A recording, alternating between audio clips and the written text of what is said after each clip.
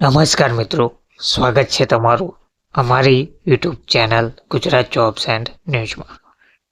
મિત્રો, આંગણવાડી બહેનોના માનદ વેતનમાં વધારાને લઈને ફરીથી એક મહત્વની અપડેટ સામે આવી છે।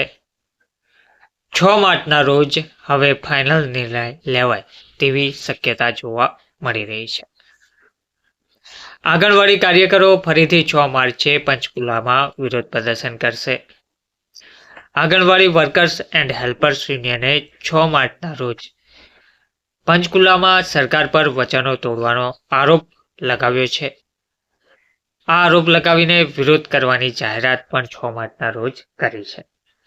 આ પ્રદર્શનમાં રાજ્યભરમાંથી આંગણવાડી કાર્યકરો અને હેલ્પરો ભાગ લેશે।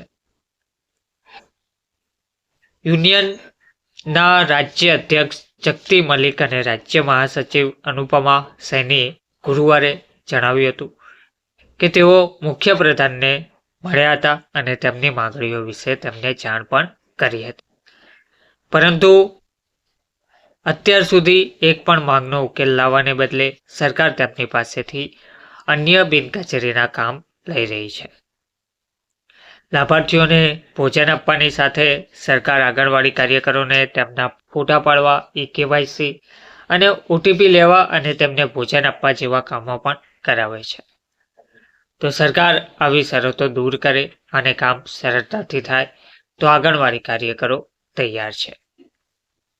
તેમણે સંજીવની એપનો વિરોધ કર્યો અને કહ્યું છે કે સરકાર તરફથી મળતા ફોન વારંવાર હેક થતા હોય છે। આ તમામ માંગણીઓને લઈને આંગણવાડી કાર્યકરો પંચકુલામાં રાજ્ય સ્તરીય વિરોધ પ્રદર્શન કરશે। તેમાં મુખ્યત્વે જે માંગણી છે તે માનદ વેતનમાં વધારો તેમજ હાઈકોર્ટના નિર્ણય મુજબ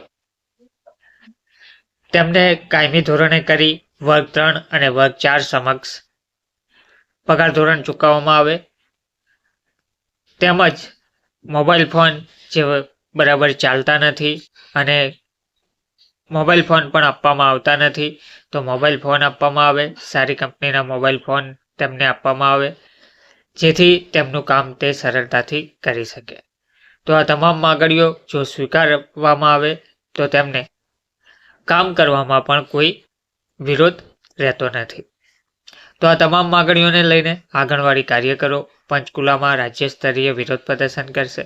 આ પ્રસંગે પ્રદેશ પ્રમુખ કમલેશ દેવી, રાજબાલા, ઉષા રાની, રીટા રાની સહિત અનેક પ્રતિનિધિઓ ઉપસ્થિત રહ્યા હતા।